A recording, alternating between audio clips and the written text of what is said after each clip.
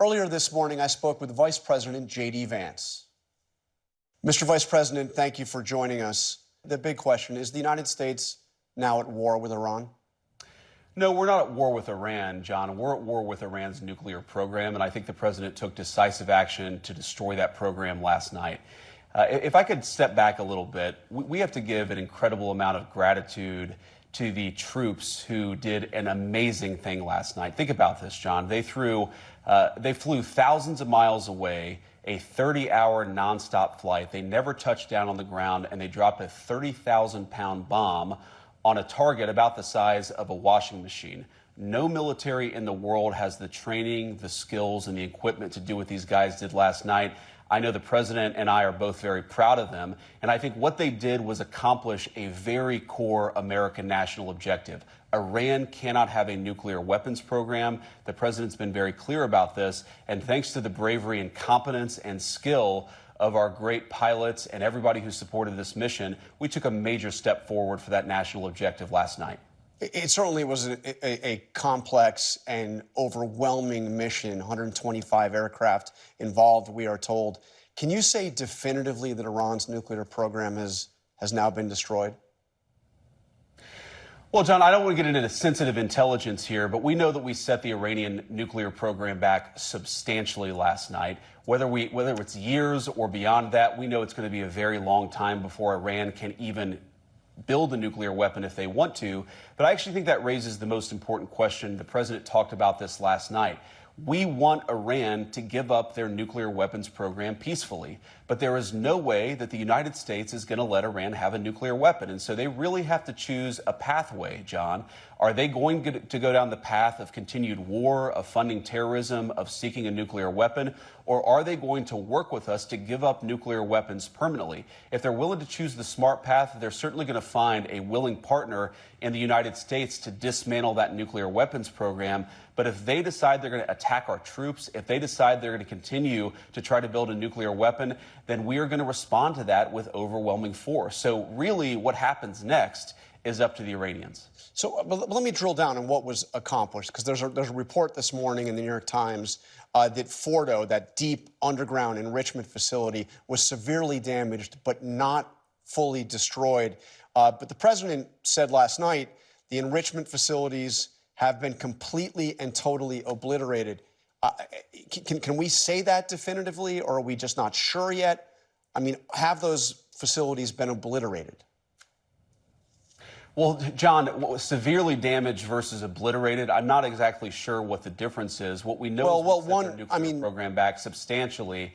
And again, John, I don't want to get into very sensitive intelligence about what we know, but I feel extremely confident, and I can say to the American people with great confidence that they are much further away from a nuclear program today than they were 24 hours ago. That was the objective of the mission, to destroy that Fordo nuclear site and, of course, do some damage to the other sites as well. But we feel very confident that the Fordo nuclear site was substantially set back, and that was our goal.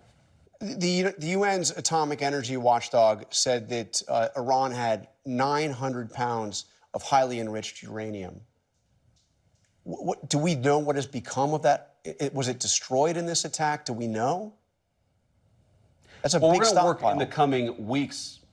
Yeah, John, we're going to work in the coming weeks to ensure that we do something with that fuel, and that's one of the things that we're going to have conversations with the Iranians about. But what we know, John, is they no longer have the capacity to turn that stockpile of highly enriched uranium to weapons-grade uranium, and that was really the goal here. Uranium is not that difficult to come by, John, but enriching uranium up to the point of a nuclear weapon, that is what the president put a stop to last night. This morning, the Russian reaction caught my eye.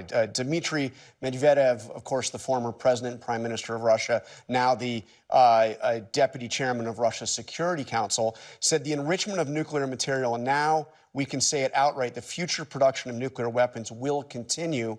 A number of countries are ready to directly supply Iran with their own nuclear warheads. What do you make of that Russian response? And are they off base? I mean, they're saying that the nuclear program in Iran is still well underway.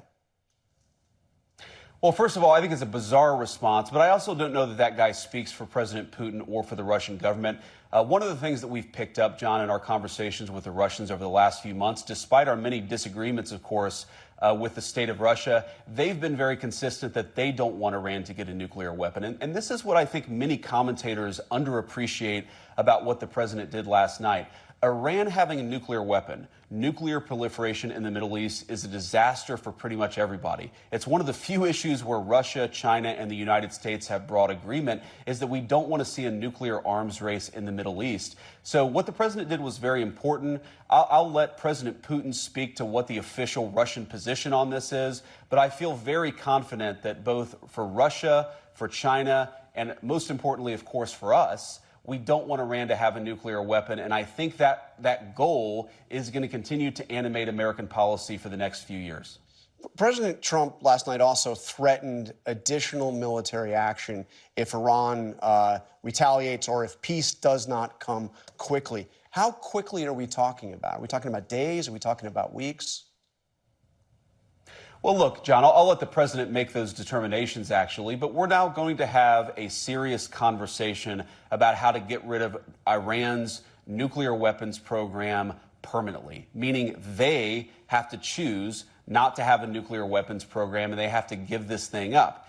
Now, if you go back a little bit, John, what we have said consistently and repeatedly is they cannot have a nuclear weapon. We accomplished the goal of putting them back substantially last night, but there are two big things that the Iranians are going to have to choose from here. Number one, do they attack American troops in the region? If they do, as the president said, you're going to see overwhelming force from the Americans. If they continue to pursue a nuclear weapon, you're also going to see overwhelming force from the American people. So we've got really the ball in Iran's court here. If they make smart decisions, I think they're going to find us willing to work with them. If they continue to support terrorism, nuclear weapons programs, then they're going to find overwhelming American force from the American military. That is really the choice before the Iranians, and that's a choice only they can make. So what retaliation are you expecting? I mean, I know what you're hoping for, but they have vowed retaliation. What are you prepared for? What are you expecting from the Iranians?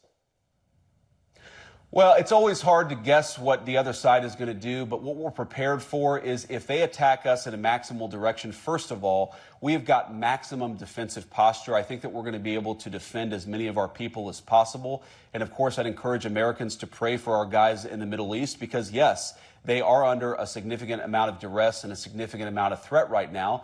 But then, of course, John, if the Iranians attack us, they're going to be met with overwhelming force. And I don't think the president could be clear about this. If you look at what we did yesterday, John, we did not attack the nation of Iran. We did not attack any civilian targets. We didn't even attack military targets outside of the 3 nuclear weapons facilities that we thought were important to accomplish our goal of preventing Iran from having a nuclear weapon. So how Iran responds, I think, is ultimately the ball is in their court. But if you look at what we did, it was very precise, very narrowly tailored to our objective. And if the Iranians decide to expand this, then that's ultimately their decision, and the president of the United States will respond in kind. So you're raising the real possibility that this is not the end of this conflict, but the beginning of this conflict. You know, U.S. response to Iranian retaliation. There's one thing the president has been really consistent about throughout his entire life in politics, and that is the idea of no more wars. Let me play you what he said on election night and, of course, at his inauguration. I'm not going to start a war. I'm going to stop wars. We will measure our success not only by the battles we win, but also by the wars that we end, and perhaps most importantly, the wars we never get into. So let me ask you, what do you say to those, including some of the president's strongest supporters, who are really worried this morning that the United States is now involved in yet another protracted war, conflict, whatever you want to call it, in the Middle East? Well, first of all, John, I think the president has been very clear that we are not interested in protracted conflicts in the Middle East, but there's a question about how do you achieve peace, and we believe the way that you achieve peace is through strength. We took a very narrow and limited approach to destroying the Iranian nuclear program, John. That's what the president did, and I think that, more than anything, is going to ensure peaceful resolution in that region of the world. You can't be weak. You can't sit there and allow the Iranians to achieve a nuclear weapon, John, and expect that's going to lead to peace.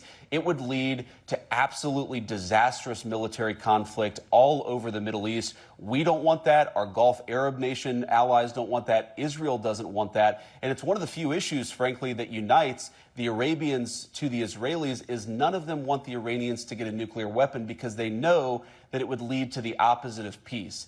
And so I'd say to people who are worried about a protracted military conflict is, number one, the president, more than anybody, is worried about protracted military conflicts. That is not what we're getting ourselves involved in. What we're getting ourselves involved in is a very targeted effort to eliminate the Iranian nuclear program. That will continue to be the goal of American foreign policy, and it's that goal that is going to motivate our action in the weeks and months to come.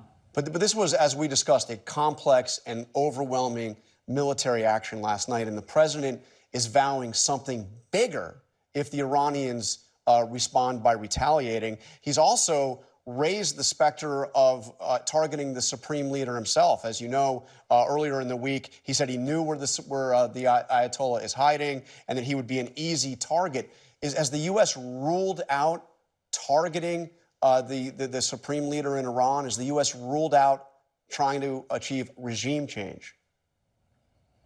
Well, first of all, we don't want to achieve regime change. We want to achieve the end of the Iranian nuclear program, John. That's America's objective, and that's what the president has set us out to do.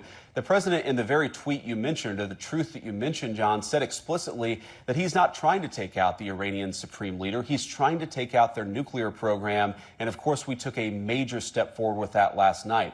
And again, John, I think we have to back up and test some premises here. How do you achieve long-term peace? How do you prevent spiraling Middle Eastern conflict? Is it through overwhelming military power targeted to an American objective? Or is it by sort of walking yourself into these long-term protracted military conflicts? I think by choosing overwhelming force, and overwhelming force tied to something that is important to the American people, that is the end of the Iranian nuclear program, we can achieve peace much more fully than if we sort of sit on our hands and hope that somehow if the Iranians get a nuclear weapon, they're going to be more peaceful. That is a stupid approach, and the president rejected it. All right, Vice President J.D. Vance, thank you for joining us this morning. Thanks, John. Take care.